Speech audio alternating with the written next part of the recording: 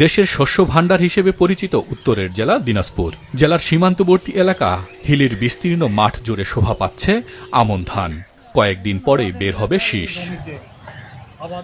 অথচ এমন সময়ে ধান খেতে দেখা দিয়েছে পাচারি, মাজরা সহ বিভিন্ন পোকার আক্রমণ। এতে পাতা শুকিয়ে মরে যাচ্ছে গাছ। কীটনাশক প্রয়োগ করেও কোনো সুফল পাওয়া যাচ্ছে না বলছেন চাষিরা।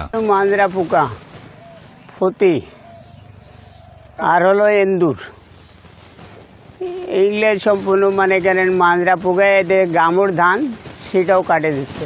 আমার 3 বিঘা মাটির 4 বার ওষুধ দিয়ে কোনো কাম হয় নাই। পোকার আক্রমণের সাথে রয়েছে ইঁদুরের উপদ্রব।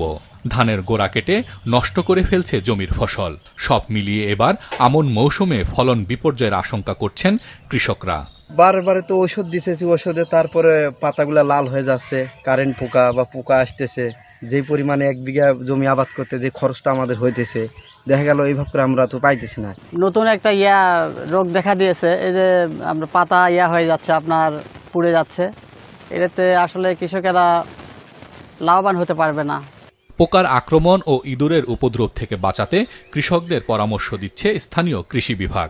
আমাদের আসলে মাঠ পর্যায়ে যে উপসহকারী কৃষি কর্মকর্তাগণ আছেন তারা নিয়মিত মাঠ পরিদর্শন করছেন এবং আমরাও পরিদর্শন করছি। সেখানে আমাদের কৃষক ভাইদের সঙ্গে উঠান বৈঠক, গ্রুপ মিটিং এবং আমাদের যে সভা সেমিনার যেগুলো হয় সেগুলো হচ্ছে এবং আমাদের উপজেলার যে বিভিন্ন ধরনের কর্মসূচি আছে সেখানেও কিন্তু আমাদের কৃষক ভাইদেরকে বিভিন্ন ধরনের পরামর্শ সেবা আমরা প্রদান করে যাচ্ছি। একই অবস্থা মেহেরপুর ও লালমনিরহাটে। ধানের মাজরা, কারেন্ট পোকা ও গোড়াপচা রোগে দিশেহারা আমন চাষিরা। বালাইনাশক প্রয়োগ করেও মিলছে না সুফল। এইভাবে কারেন্ট পোকা যদি শেষ না হয় আর যদি ধান মনে করেন যে খেতে না হয় তাহলে তো আমরা মাঠে মারা যাবো। যে মাজরা কারেন্ট ধরছে 7 দূর মাটি আমাকে ঔষধ দাও, 5,000 টাকা করে দেই, 2 টিপ দিলাম, কোনো ফলাফল আমি পাচ্ছি না।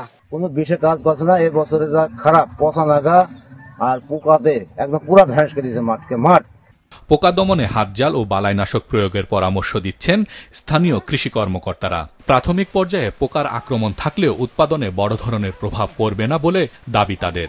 মাজরাটা দেখা যায় যে একটু দুপুরের দিকে 10-11টার দিকে সে উপরে চলে আসে।